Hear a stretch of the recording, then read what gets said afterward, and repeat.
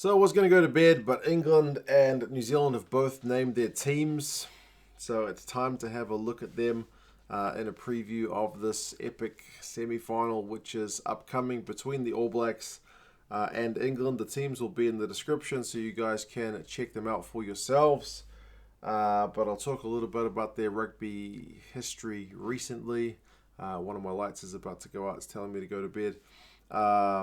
And yeah, I guess some of the predictions based on the bookies and the algorithm. So recent history, it looks really one-sided when you look at that. 5-0 to New Zealand.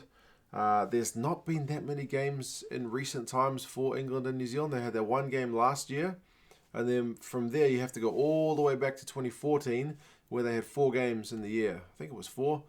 England tour of New Zealand 3 games, and then New Zealand trip up north 1 game. So that's the last 5. Teams have changed a fair bit since many of those 2014 games for sure.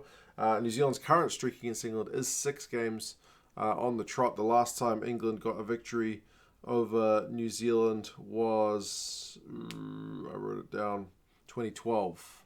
So it has been a while, but as I said, they haven't played that much in that time. And actually, when you look at these 5 results kind of closely, the average margin is New Zealand 25, England 18, so there's not that much in that. But when you look at the individual games closer, of these last 5, 2 games decided by 1 point, including last year's one, which is the most recent and most relevant one. 1 game decided by 3 points, 1 game decided by 5 points, and then 1 blowout, which was decided by 27. So for the most part, it's 5 points or less when England and New Zealand meet up. I mean, even as a New Zealand fan, let's hope for something like that for the semi, because both these teams got through their respective quarterfinals pretty easily, it must be said. New Zealand over Ireland and England over the Wallabies. Neither side really looked much in doubt during those games, and while that makes it comfortable for us as fans, in terms of the spectacle, it does lose a bit of something when it's not kind of got that tension about it. I say that now as a New Zealand fan, but I guess we'll see if I change my tune, whether my blood pressure can kind of handle a close game at the weekend. But yeah, like I said, traditionally these games are fairly close. And actually, if you go back to that 2012 game, there are still a few players about who played and started, and some of them on the bench for that game. But for this game, we'll go through the teams. There's not many changes to talk about, so I'll just go through the squads and then talk about the changes. So for the All Blacks, Moody, Taylor, and Laulala is the front row. Retallick and Whitelock, second row. Scott Barrett 6, Ardie, Savea 7, Kieran, Reece 8. That's where you got your changes.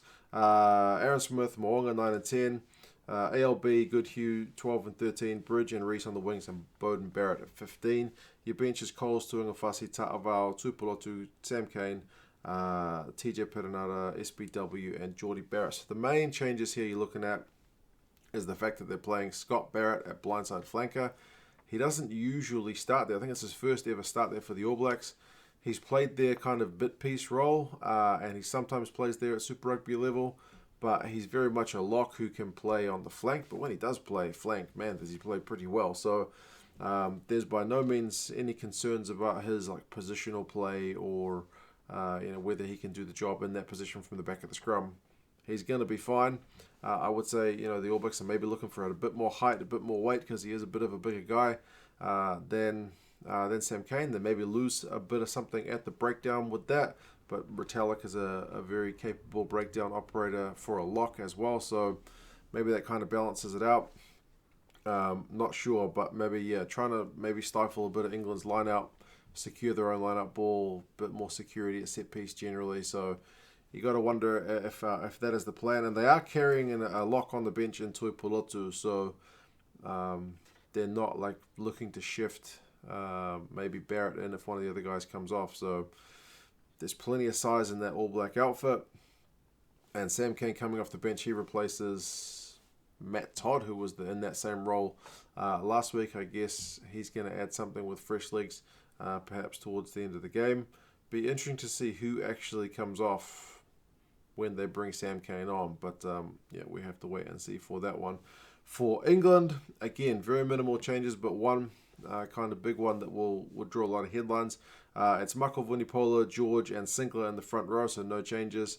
Itoje and Law, second row, no changes. Curry, Underhill, and Billy V. No changes in the back row. Ford is at 10 and Youngs is at 9. That's where you got your change with Ford. Farrell at 12, so he's moved position out one. Tuilagi at 13, he's moved out one. Watson and May on the wings. It's great to see May there because there was a bit of talk about him maybe having a hamstring problem. I think it was hamstring in the lead up to the game, but he's fit and rearing to go. So one of my favourite players. May not be on the weekend if he's scoring against the All Blacks, but I still really like watching the guy play. So I'm happy that the English have got their premier guys in action. And Elliot, Daly at fullback. The bench: Cowan-Dickie, Marla, Cole, Cruz, Mark Wilson, who is another change actually, but not in the starting 15. Hines, Slade drops to the bench, and I can't use the word drop. Is shifted role to the bench, and Jonathan Joseph there as well. So yeah, Ford gets his role back at 10. As I said, the other guys move out in the midfield and Slade to the bench.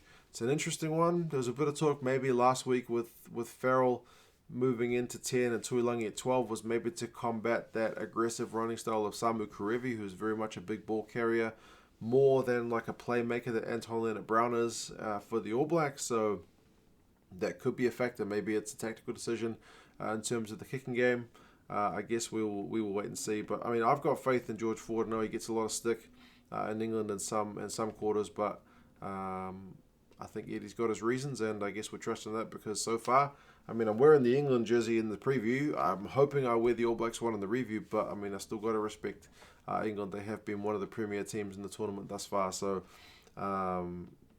yeah, pretty much respect to what Eddie Jones has been doing because, it's been getting the results. Like I said, Mark Wilson's coming for Ludlam on the bench, so that's the only other change to the side. But yeah, those are the two lineups.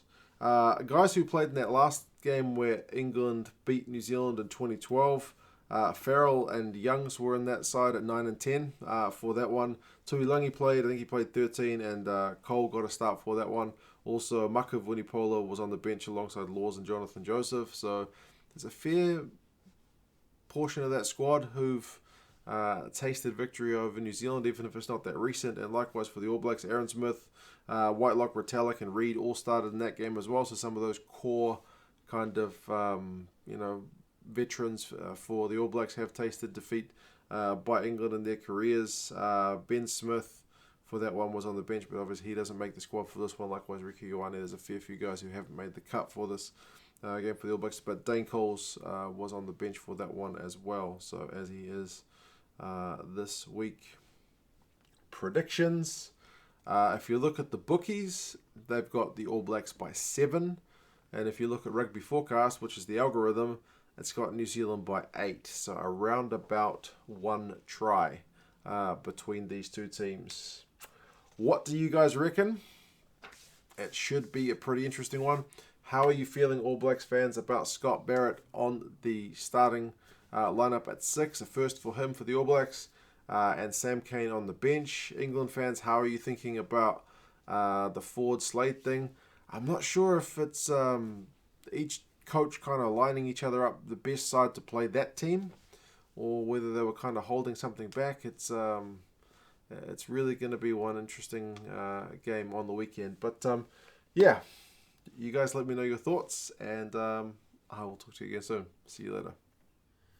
10% off rugby gear, guys, with the code 2cents10. That includes your All Blacks, guys, because I've actually found a pretty decent deal on the website here. But yeah, England Rugby Store, they've still got some of the gear in stock. You got to feel like with these teams, basically one of them going to get knocked out. Well, not knocked out, but they're going to have a bronze playoff to play for. One of these teams' jerseys will be probably on discount sometime next week, and the other team which progresses, those ones are going to sell. So if you are looking to get in before you kind of take that risk, check out England Rugby Store. The link's in the description. Like I said, use the code 2cents10 to get 10% off the price listed here. So you can see the England jersey, there's only 2 sizes left, but the classic jersey does have a few more. If you're looking for the long sleeve one, that one seems to be in full stock, so you got your options there for England.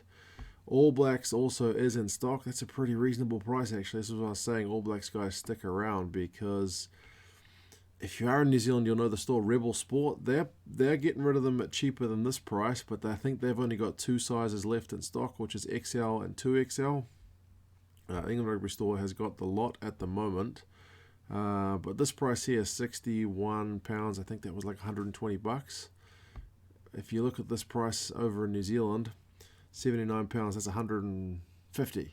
So yeah, it's cheaper to buy it in the UK than it is to get it. This is Champions of the World in Auckland. So yeah, even with the shipping, that's cheaper to get it from England, especially once you put the 2 cents 10 code on to get that one a wee bit cheaper. I'm thinking about it, but then yeah, we'll see. We'll see how things go. It's going to be a big weekend of rugby, guys. Check out the jerseys if you're interested. England and New Zealand. That's the semi. So yep, I'll see you guys again soon.